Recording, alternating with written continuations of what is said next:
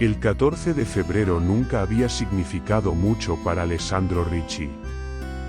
Mientras las calles de Roma se llenaban de luces cálidas, parejas tomadas de la mano y escaparates repletos de chocolates y rosas, él pasaba el día sumido en su rutina solitaria.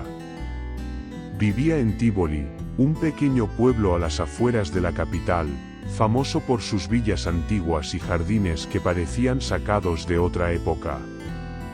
Su apartamento era un espacio pequeño y desordenado, con estanterías repletas de libros y una cafetera que nunca descansaba. Trabajaba como restaurador en una biblioteca local, donde pasaba la mayor parte del tiempo perdido entre manuscritos que olían a polvo y tiempo. Esa mañana de febrero, cuando Alessandro salió para dirigirse a la biblioteca, encontró un sobre en el suelo de su puerta. No tenía estampilla ni remitente. El papel era grueso, de un rojo apagado, casi marrón, como si el tiempo lo hubiera manchado. Su nombre estaba escrito en una caligrafía antigua y precisa, como la de los manuscritos que solía restaurar. Lo abrió con curiosidad, pero al leer el mensaje, sintió un escalofrío recorrerle la espalda. Te espero en la Villa Sforza, a medianoche. No faltes. Hay algo que debes recordar. Villa Sforza. El nombre le resultó inquietantemente familiar. Sabía que existía, o al menos había escuchado de ella en sus paseos por Tivoli. Estaba en las afueras del pueblo, en una colina cubierta de cipreses retorcidos. Era una mansión abandonada, una de tantas villas renacentistas que habían caído en el olvido. Sin embargo, a diferencia de las otras, nadie hablaba demasiado de Villa Sforza. Cuando Alessandro intentaba preguntar a los ancianos del pueblo, desviaban la conversación. Al llegar a la biblioteca, trató de concentrarse en su trabajo, pero la carta ardía en su bolsillo como un carbón encendido. No podía dejar de pensar en ella. ¿Quién la había enviado? ¿Por qué decía que debía recordar algo? Durante su hora de descanso, no pudo resistir la tentación de buscar información sobre la villa. Escarbó en los archivos locales y encontró fragmentos de historias dispersas. La villa había pertenecido a una familia noble en el siglo XVIII, pero tras la muerte del último heredero, nadie volvió a habitarla. Había rumores de fiestas extrañas, reuniones secretas en las que solo unos pocos eran invitados. Después, desapariciones. Gente del pueblo que subía a la colina y nunca regresaba. El último registro oficial sobre Villa Sforza databa de 1923, un artículo de periódico mencionaba que el lugar estaba maldito, que la tierra misma se resistía a que alguien viviera allí. Un corazón por año, era la única frase que se repetía en los documentos antiguos. Pero no había contexto. Alessandro cerró el archivo de golpe. Su corazón latía con fuerza. Salió temprano de la biblioteca y caminó por las calles empedradas de Tivoli sin rumbo, tratando de convencerse de que no debía hacer caso a la carta. Tal vez era una broma pesada, una trampa. Pero mientras la noche caía, una sensación extraña se apoderó de él. Como si la niebla que empezaba a cubrir las colinas le susurrara que debía ir. Cuando el reloj marcó las 11 de la noche, tomó su abrigo y salió a la oscuridad. El camino hacia Villa Sforza era un sendero de tierra estrecho y cubierto de hojas secas, que serpenteaba entre colinas y cipreses deformes por el viento. La niebla se había espesado a medida que Alessandro ascendía, formando figuras inquietantes a su alrededor. Por momentos, sintió que algo se movía entre los árboles, pero cada vez que giraba la cabeza, solo encontraba sombras alargadas y el susurro del viento entre las ramas. El aire era más frío allí, como si la colina estuviera atrapada en un invierno perpetuo. Cuando la villa apareció ante él, sintió un escalofrío recorrerle la espalda. A pesar del abandono evidente, la estructura seguía en pie con una dignidad espectral. Sus muros de piedra caliza estaban cubiertos de musgo, y los balcones de hierro forjado se arqueaban como garras oxidadas. Las ventanas, altas y estrechas, parecían ojos que lo observaban en la oscuridad. Lo más extraño era la luz. A través de los ventanales, podía ver destellos titilantes, como si velas estuvieran encendidas en el interior. Y, aún más inquietante, sombras que se movían con lentitud, como si la villa no estuviera tan abandonada como todos decían. Se detuvo en la entrada, con la carta todavía en la mano. ¿Qué estaba haciendo allí? ¿Por qué había sentido esa necesidad irracional de venir? El silencio absoluto lo envolvió. No se escuchaban grillos, ni el ulular de los búhos, ni el viento entre los árboles. Solo su respiración y el latido acelerado de su corazón. Antes de poder reconsiderarlo, empujó la puerta. No estaba cerrada. El interior de la villa era extraño. Esperaba encontrar ruinas, polvo y telarañas, pero en cambio, la casa parecía habitada. Los muebles eran antiguos pero estaban en perfecto estado. Las paredes, decoradas con frescos desvaídos, mostraban escenas de banquetes y fiestas renacentistas. Pero algo en esas pinturas no estaba bien, las figuras humanas estaban desproporcionadas, sus rostros alargados y con ojos demasiado grandes, como si los artistas hubieran intentado capturar algo más allá de la realidad. En la sala principal, una larga mesa de madera estaba preparada con copas de cristal y candelabros encendidos. Pétalos de rosas marchitas estaban esparcidos sobre el mantel, dándole un aire de celebración mortuoria. Y lo más inquietante de todo, había gente allí. Un grupo de hombres y mujeres vestidos con ropas oscuras estaba de pie alrededor de la mesa. No parecían sorprendidos por su llegada. De hecho, lo estaban esperando. Una mujer se adelantó. Era alta y delgada, con el cabello recogido en un moño apretado. Sus ojos eran oscuros y profundos, con la misma intensidad de los retratos antiguos. Sabíamos que vendrías, Alessandro, dijo con una voz suave pero firme. Hoy es el día en que todo debe repetirse. Él sintió su estómago hundirse. ¿Quiénes son ustedes? Los que siempre hemos estado aquí. Y tú también has estado antes, susurró la mujer, señalando con una mano una mesa cercana. Acércate. Quizás esto te ayude a recordar. Alessandro vaciló, pero sus pies se movieron solos. Sobre la mesa había un viejo álbum de fotos. Lo abrió con manos temblorosas. Las imágenes eran borrosas, como si el tiempo las hubiera desgastado. Pero en todas, él estaba ahí. Rodeado de esas mismas personas.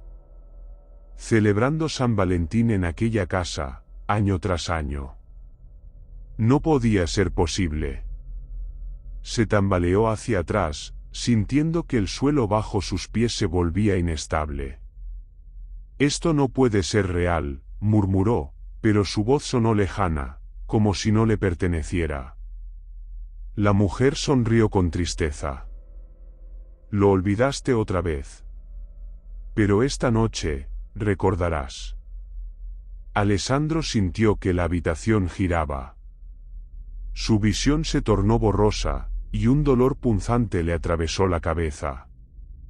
Entonces, los recuerdos comenzaron a regresar. Pero no quería recordarlos. Porque, en lo más profundo de su ser, sabía que lo que descubriría esa noche sería mucho peor que cualquier pesadilla. La habitación se deformaba a su alrededor. La luz de las velas parpadeaba, proyectando sombras demasiado largas en las paredes, como si las figuras en la sala fueran más grandes de lo que sus cuerpos humanos indicaban. El aire se volvió denso, cargado de un aroma metálico y dulzón que Alessandro no podía identificar, pero que le revolvía el estómago. Las imágenes en el álbum de fotos seguían abiertas frente a él, cada una más borrosa que la anterior, como si el tiempo las estuviera devorando. Pero ahora, entre las caras familiares de aquellos desconocidos que lo rodeaban, empezaba a notar algo más. Algo escondido en los márgenes de las fotografías. Un reloj. En todas las imágenes, el gran reloj de péndulo que colgaba en la pared detrás de la mesa marcaba la medianoche exacta. Su pulso se aceleró. Miró el reloj real en la sala y vio que el péndulo oscilaba lentamente, su tic-tac retumbando en su cabeza como el latido de un corazón enfermo. Siempre a medianoche, susurró la mujer que lo había recibido. Así debe ser. Alessandro sintió una punzada de vértigo. Su respiración se volvió entrecortada mientras más recuerdos, hasta entonces enterrados en su mente, volvían como un torrente imparable. Había estado ahí antes. No solo una vez, sino muchas. Había reído, brindado con aquellos desconocidos, disfrutado de las veladas envuelto en la calidez de la villa. Pero cada año, cuando el reloj marcaba las 12, la atmósfera cambiaba. Los rostros alrededor de la mesa se volvían tensos, los murmullos bajaban de tono. Y siempre, sin falta, alguien terminaba en el suelo, con el pecho abierto y el corazón ausente. Un sacrificio. Su estómago se contrajo. Se llevó una mano a la boca y sintió el sabor amargo de la bilis subiéndole por la garganta. No. No puede ser. Es el precio, dijo la mujer, con una sonrisa serena. Uno de nosotros, cada año, para mantenerlo dormido. Alessandro se tambaleó, tratando de alejarse, pero la habitación pareció cerrarse sobre él. La mesa era demasiado larga, las paredes se extendían hacia la oscuridad. Sus piernas se sentían pesadas, como si la casa misma intentara retenerlo. ¿Qué están diciendo? ¿Mantener a quién dormido? A la villa. A la colina. A lo que respira debajo de nosotros. La mujer extendió una mano y señaló el suelo. Alessandro bajó la mirada y vio las vetas de la madera retorciéndose lentamente, como si el suelo latiera. El latido de un corazón gigantesco. No, susurró, temblando. Pero entonces lo recordó todo. Recordó la primera vez que llegó, muchos años atrás, con una invitación idéntica a la que había recibido esa mañana. Recordó la cálida bienvenida, la cena, el vino que sabía a sueños olvidados. Y recordó el momento en que se dio cuenta de que el sacrificio debía cumplirse. Él no era un invitado. Era parte de todo esto. Siempre lo había sido. Y este año, era su turno. El reloj marcó las 12. La villa entera exhaló un susurro profundo, satisfecho. Y el corazón de Alessandro dejó de latir. El sol matutino entró a través de las persianas de madera, proyectando líneas doradas sobre el suelo de su apartamento en Tivoli. Alessandro abrió los ojos de golpe, con un jadeo entrecortado. Su pecho subía y bajaba rápidamente, como si hubiera despertado de un sueño sofocante. Pero no era un sueño. Se incorporó en la cama, con la garganta seca y la piel fría. Su mente estaba confusa, llena de imágenes superpuestas, la villa, la mesa, la gente mirándolo en silencio, y el latido profundo que emanaba del suelo, como si la colina entera respirara bajo sus pies. Se llevó una mano al pecho. No había herida. No había sangre. Su corazón latía con fuerza. Miró a su alrededor. Todo estaba como siempre en su pequeño apartamento, los libros desordenados en las estanterías, la cafetera aún con el filtro de la noche anterior, el aire ligeramente cargado con el aroma del papel antiguo. Pero algo estaba mal. Cuando bajó la vista, vio el sobre rojo sobre la mesa. El mismo papel grueso y envejecido. La misma caligrafía antigua. Con los dedos temblorosos, lo abrió. Te espero en la Villa Sforza, a medianoche. No faltes. Hay algo que debes recordar. Un escalofrío le recorrió la espalda. Se levantó de golpe, empujando la silla hacia atrás con un golpe sordo. No. No podía ser posible. Había estado allí. Había recordado. Había. Un mareo lo obligó a apoyarse en la pared. Por un instante, su reflejo en el espejo del pasillo le pareció borroso, como si no fuera completamente él. Su piel tenía un leve tono cenizo.